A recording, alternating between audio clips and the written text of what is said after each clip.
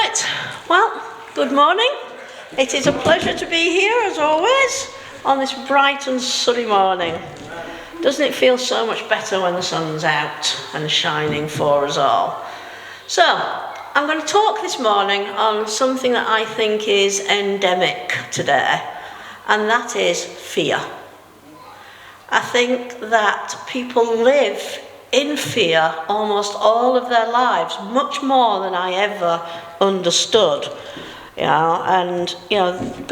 With God, we don't live in fear, and we kind of miss what people are living with on a daily basis. Now, the dictionary definition: fear is the unpleasant feeling when you think you are in danger. Now, that's very interesting, because it's not when you are actually in danger, but when you think you are. Now, our bodies are absolutely amazing things, and they're so well balanced and coordinated that our thoughts can generate what our body's response is. I mean, the mind is absolutely amazing.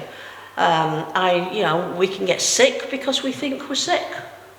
We get tired because we think we're tired. And it's not to put these things down, but when we fear, there is a physiological response in our bodies to that fear. Now, I'm scared of spiders, okay?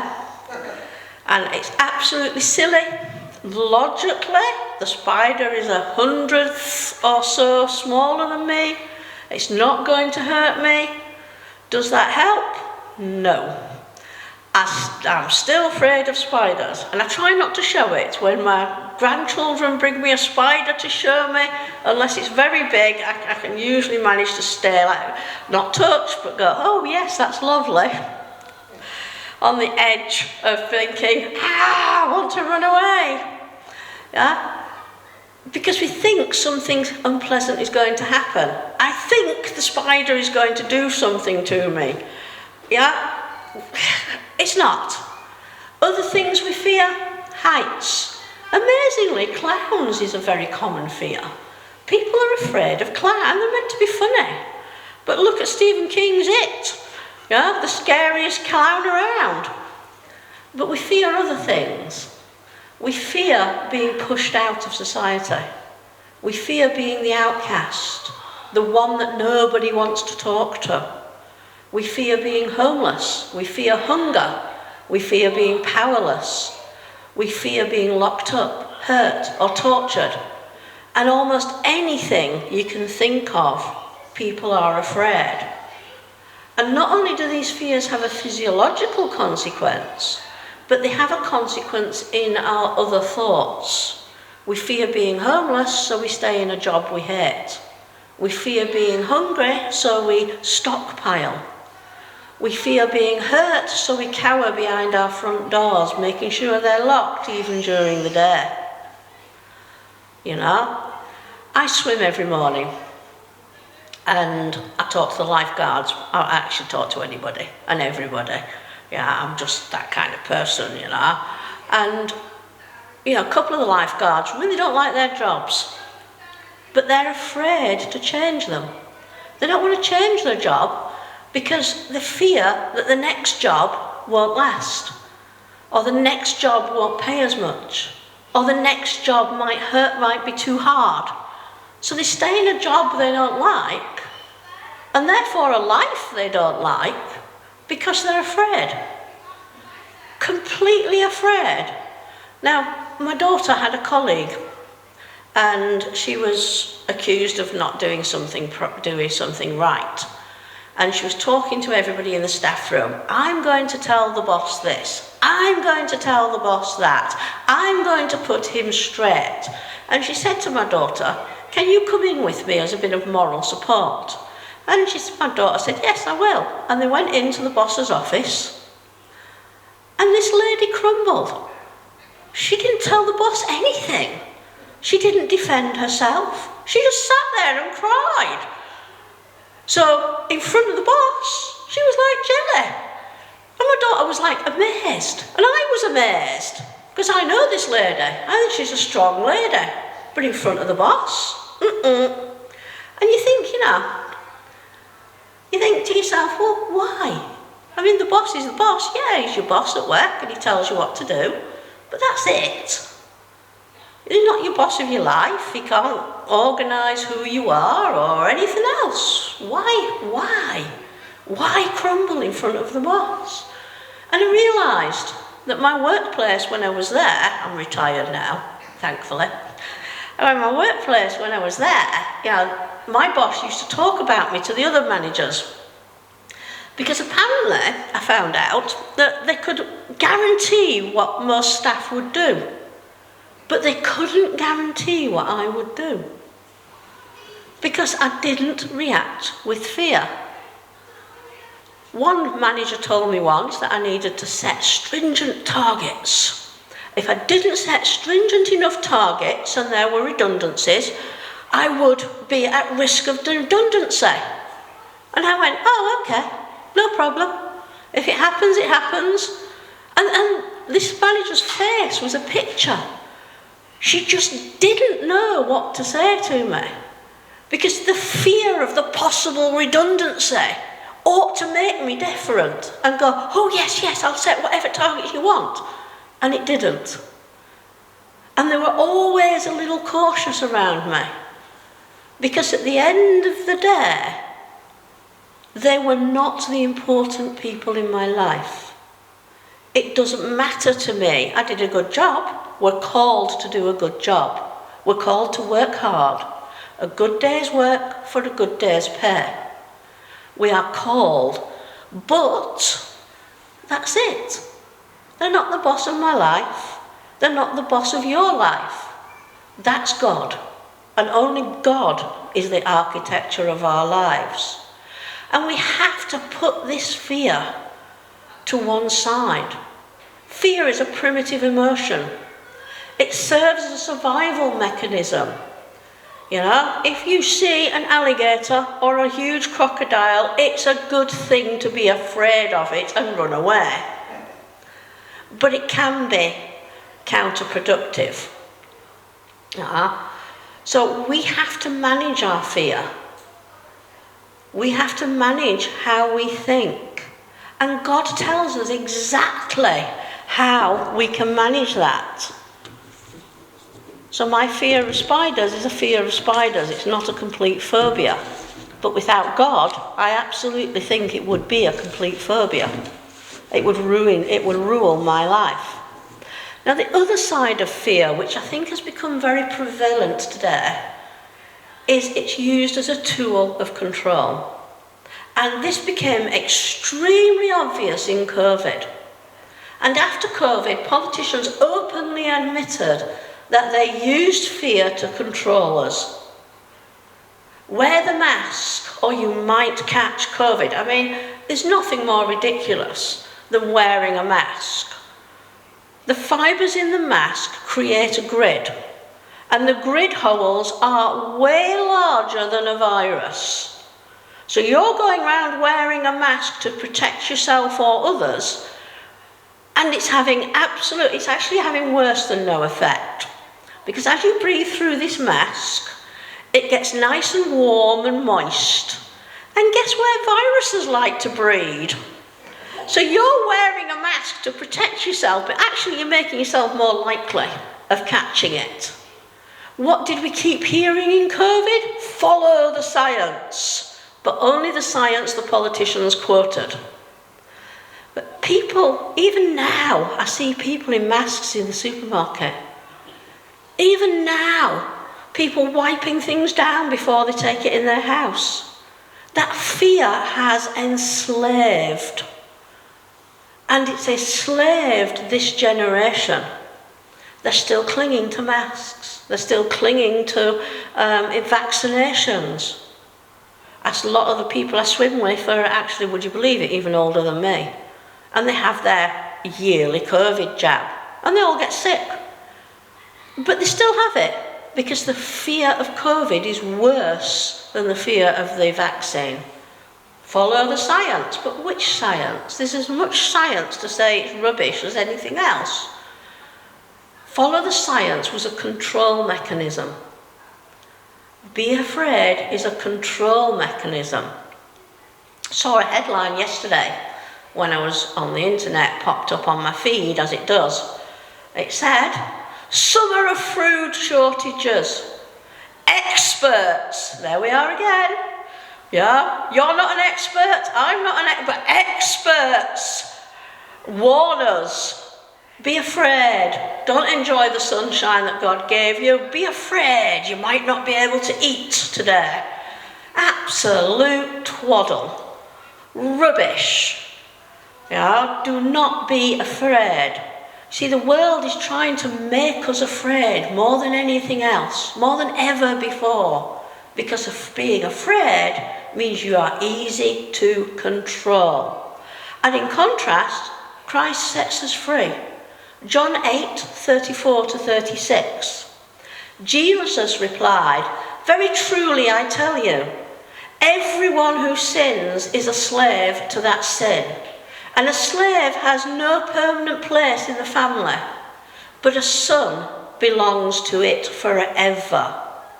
So if the Son sets you free, you will be free indeed." You know, there's no spiritual bondage with Christ. I mean, you know, you might starve to death, you might catch COVID and die, you might get cancer and go to heaven, but then it's your time. Why fear death if you are in Christ? You're going to heaven. Don't let fear dictate your actions. Somebody said to me, because I had cancer at the start of COVID, somebody said to me, you know, "Oh, you'll have to isolate, you'll have to be even more careful." I said, "You've got to be kidding, I've got to be even less careful. I can't, if this is my last days, I'm not wasting them. Hiding behind a door, shivering." Christ has set us free. If it's your time, it's your time. And hey, it wasn't. I'm happy it wasn't. My family are happy it wasn't. But you know, you cannot live in fear. Yeah? The Bible tells us, "Therefore, do not worry about tomorrow, for tomorrow will worry about itself. Each day has enough trouble of its own." Matthew 6:34. You know, it's easy for governments and the media to generate fear. You know, we are focused on ourselves, looking after us, being comfortable, having more than enough to eat, fulfilling our desires of the flesh, being entertained. You know, life is all about us today. And actually, you know, fear then plays on the fact that we don't want to lose what we have. We want to hang on to it, cling to this life. But actually, you know, once you let go of stuff, it's amazing how freeing it is. You don't need a new car every 3 years. Nobody needs a Bentley. Somebody at work once said to me, "Oh, my husband got me a new Bentley." I said, "Lovely." Yeah, my daughter told me off. She said, "Mum, do you know what a Bentley is?" I said, "Not a clue. It's a car with 4 wheels." You know, not a clue. What can I say? Because it doesn't matter to me, because having that Bentley doesn't define who I am or who I am not. I can never remember the names of stars in films, because I enjoy the movie, but I don't put anyone other than Christ on a pedestal. He's the only one to look up to. I can guarantee that movie star behind closed doors is doing all kinds of things, and not because I look down on movie stars, but because they're human like me. Yeah, we all are. Fear is a choice. Romans 6:16. Don't you know that when you offer yourself to someone as obedient slaves, you are slaves of the one you obey? Whether you are slaves to sin, which leads to death, or to obedience, which leads to righteousness, we have a choice. Are we slaves to our earthly desires, to fulfilling what our body wants? Are we slaves to that, or are we slaves to God? Trusting God doesn't take away our responsibility for action, though. You know, I trust God, but I still need to act in a way that is sensible. Yeah, I've got to go out to work and earn my money. to keep my family going. Well, I don't anymore because I'm retired, as I said, but I did for a long, long time. We don't fear our circumstances. We might be poor, we might be sick, but don't be afraid of it. Cut your cloth accordingly. Don't act afraid, and don't go into yourself. Reach out. Oh, poor me, I'm feeling so ill, I've got cancer, I'm going to stay home. Oh, get over yourself. Get out, enjoy the sun, even if you can't do much. How would you want... I really thought I might die when I had cancer, but I didn't want my last days to be lived like that, sat in a room, just feeling sorry for myself. No way. Get out, still do things for other people. It's a much better life. We can choose to be bound up and afraid, or we can choose to be free. The devil and the world wants you bound up. Only God wants you free. Come to me, all you who are weary and burdened, and I will give you rest. Take my yoke upon you and learn from me, for I am gentle and humble in heart, and you will find rest for your souls. That's Matthew 11:28-30. Don't be controlled. Don't think about the fear. Reform is a new party, and they're trying to generate fear over that. Oh, they've never been in government before. You don't know what you're getting into. Be careful. Don't vote them. Well, why not? If you want to change, vote for them. If you don't want to change, don't. But don't do it because of fear. Don't be afraid that they've never been in before. Who cares? The ones that have been in have not doing a great job, are they? Let's face it. You've got to change the way you think. Galatians 5:1. It is for freedom that Christ has set us free. Stand firm. Do not let yourselves be burdened and pulled down by slavery. Don't live in bondage. And bondage is a separation from hope. A state of hopelessness. And it's only in God do we have our hope. 2 Corinthians 4:16. Therefore do not lose heart. Though outwardly we are wasting away, sickness and death and disease and poverty, yet inwardly we are being renewed. Your circumstances don't define you. Keep our eyes fixed on him. He is our salvation and our hope.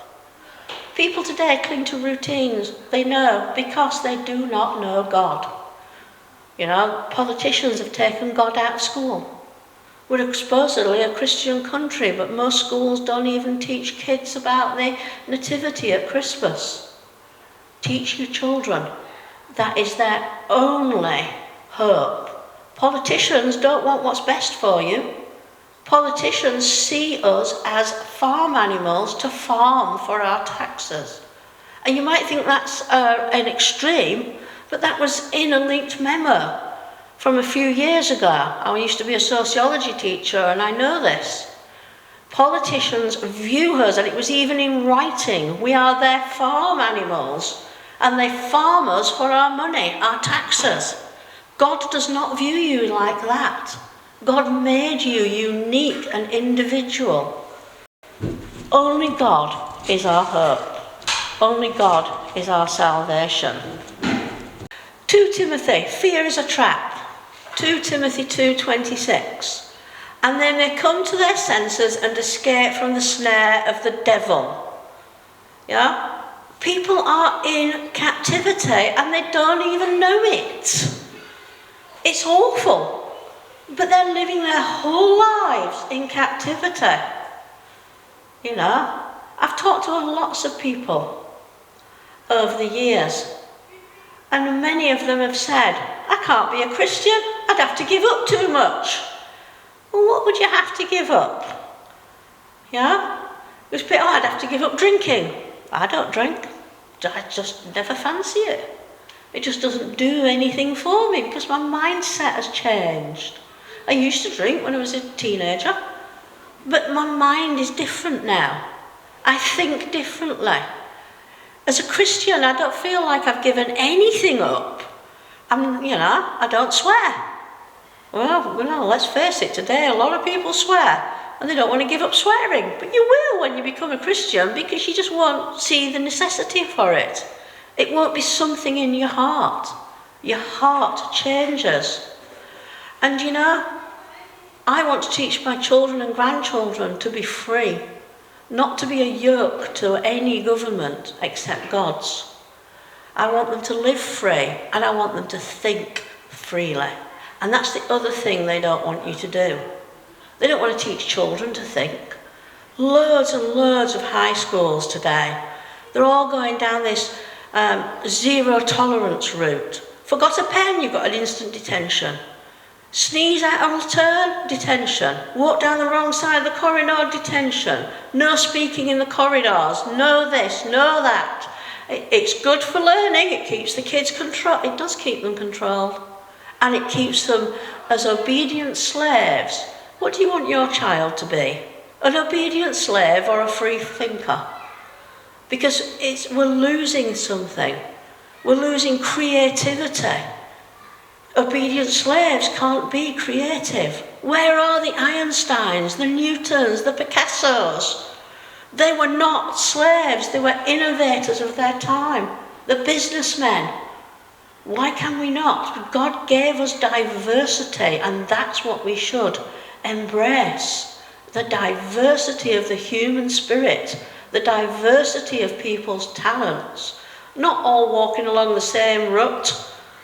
Diversity. There's an old Pink Floyd song about sausage factory, and it's so true. It's absolutely so true these days. I didn't think it was when it first came out, but it is.